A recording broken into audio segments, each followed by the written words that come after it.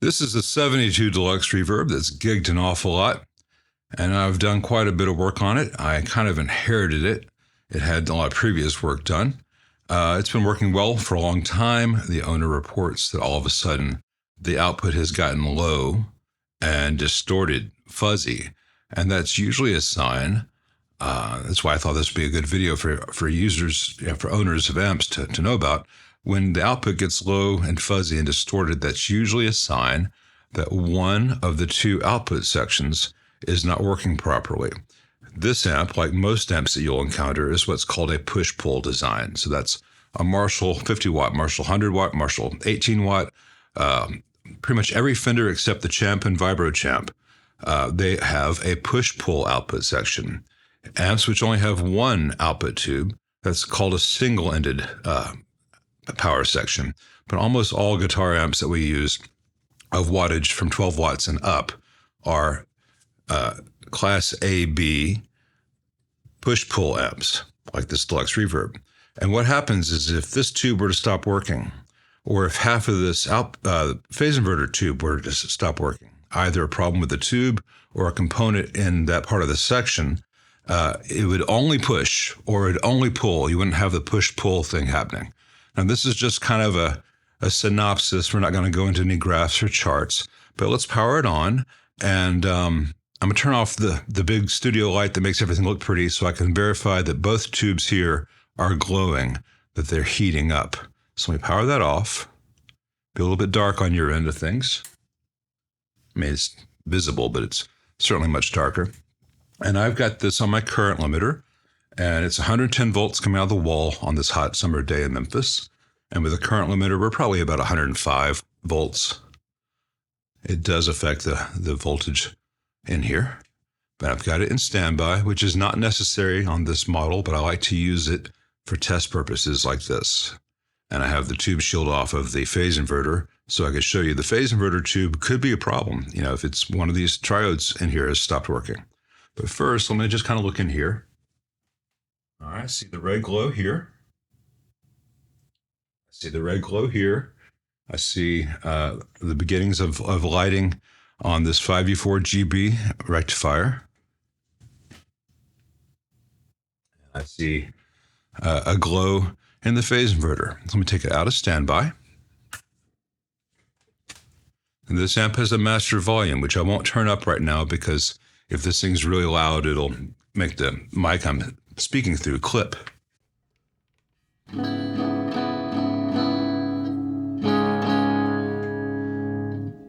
You can hear it.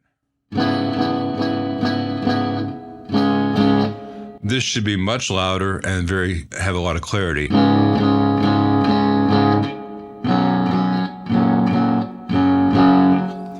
It's very fuzzy, very grainy, and the volume is lower than it ought to be. I'm going to turn the reverb off for the rest of this, at least for right now. One test I like to do at this point, after it's been on a minute, is I like to feel the tubes and see if they're hot. Because if one tube is not conducting, it won't be hot. So let's try this one. Kind of cool. Kind of cool. This one might be a little bit warmer than this one. I'm going to let it run a bit more and play a bit more. And I'll skip ahead to when I feel that we're at a point where these things have been on long enough for one of them to be hot.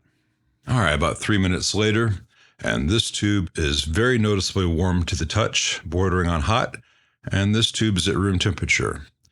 So let me power it off and show you something that you can do to determine if it's the tube, if it's a problem with this tube, or the socket. There are two ways we can do that. We can just swap these tubes around and play for a while and see if this tube stays hot and this tube stays cold, even though we've moved the tubes around, in which case it would be a problem with the wiring here. Or if this tube stays cold and this tube starts getting hot, we know it's a problem with the tube. Now, in this case, this here is the tube, which is running cool. So I'm going to take it out. I'm going to put it to the left of the amp. And this one here on the right, I'm going to take out without burning myself. It's very warm, and put it to the right of the amp. That way I can remember which is which. If you need to, you can put a little bit of masking tape or blue painter's tape on the base of the tube, left, right, to show you which one was which. But right now, in case you've forgotten, the tube that was here was cool. The tube that was here was getting warm. If I reverse those, and it was a bad tube, this tube would be cool and the other tube would be warm. But the first thing I want to check is to make sure there's not a problem with the wiring inside the sockets.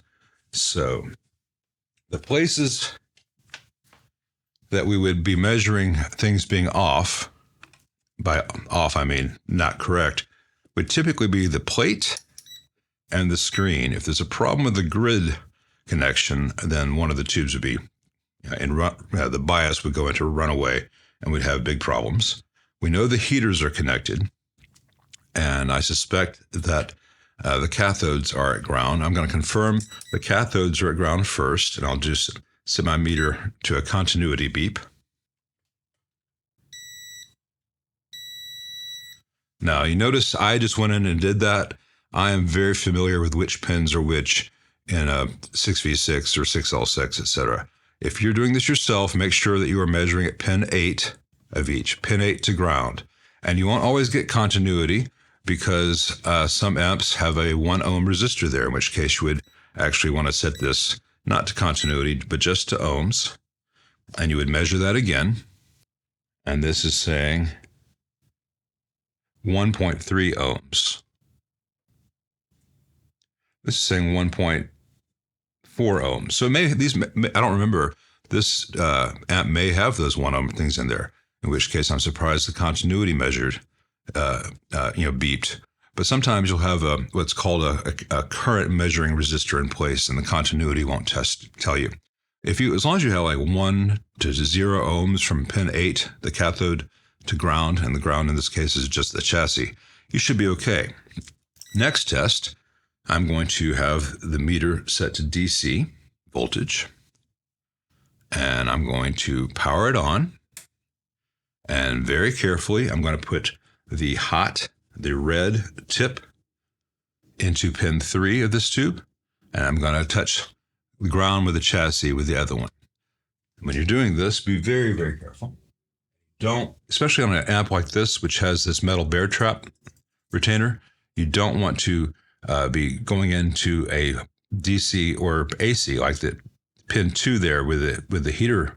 If I were to touch this at the same time, you could have bad things happen. So I'm going to be very careful here. I was kind of nonchalant with the ground measurement because it doesn't matter. So 1, 2, 3, that's the plate. I'm holding it away from the bear trap. And we've got 424 volts, 424.2. It's fluctuating about 424 at pin 3. I'm going to move this to pin 4. Again, looking at what I'm doing and making sure I don't accidentally contact this. So 1, 2, 3, 4. And I've got 421. So that's good. And this is the socket that the tube was getting hot in. This is the tube that was working. So if this is the push part of the pair, this amp was pushing. I don't think it was pulling. So here on this one, 1, 2, 3. Being careful not to touch the bear trap. 422.5. The wall voltage is fluctuating, so it doesn't have to match the 424 on the other side. And then pin 4, where we had 421 on the other one, we've got 0 volts. 0 volts on pin 4. So this screen supply is disconnected. Now, when we open this up, we may find a charred resistor, and this tube, in fact, may be bad and took out that resistor. We will find out. Let's take this out of the chassis and see what we see. Well, as I suspected, that screen grid resistor has smoked itself. You can see the discoloration, and it got hot enough that it actually desoldered itself at this end. Now, in my defense, this is not one I installed. This is from the previous tech, and there's nothing wrong with it other than, it is what it is. Previous tech also put in those 1 ohm bias measuring resistors I was talking about, but they seem to be okay. So I'm going to replace this. And the question then is this a bad tube that will just nuke any resistor, or is it just the previous tube damaged this and the resistor over time got hot and failed?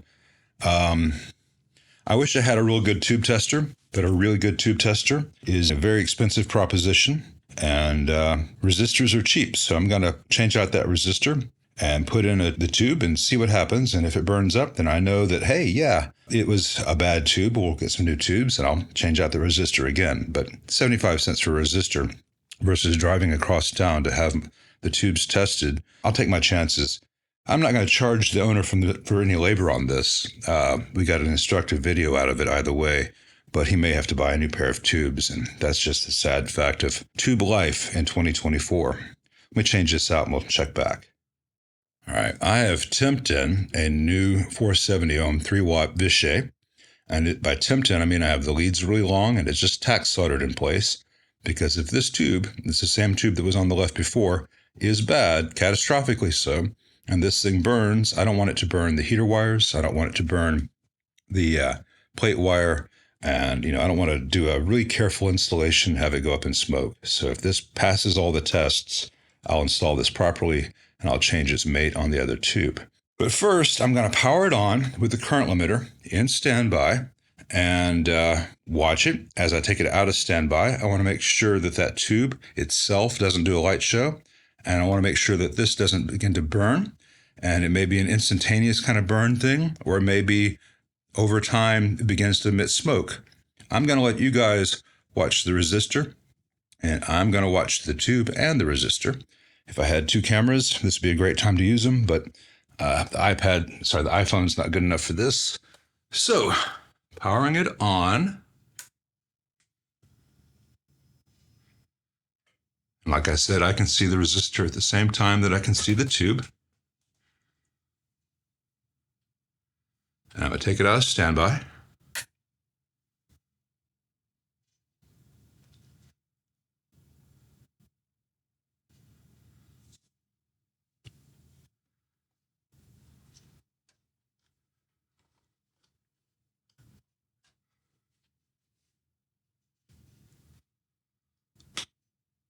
Nothing dramatic is immediately happening. Let me measure the voltages there.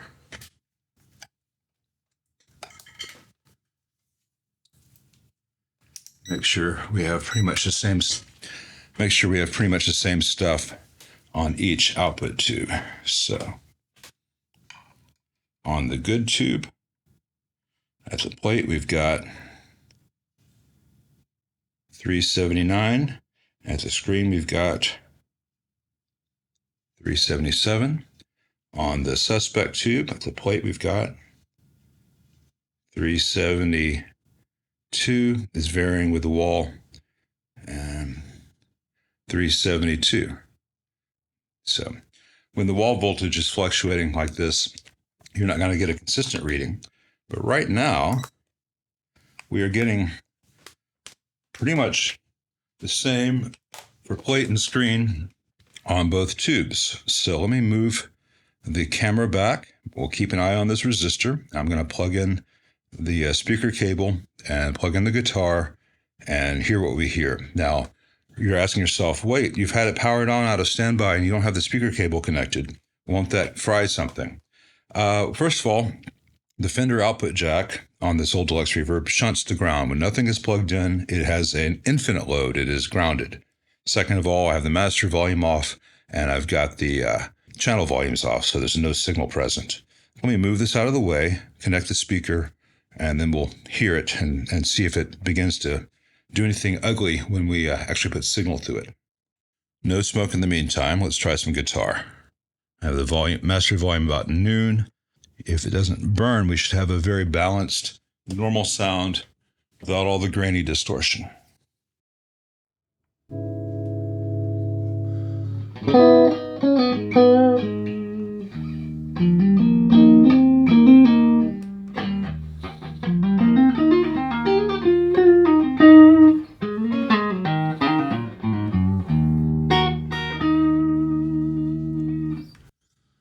Well, all the nasty sound is gone, as expected.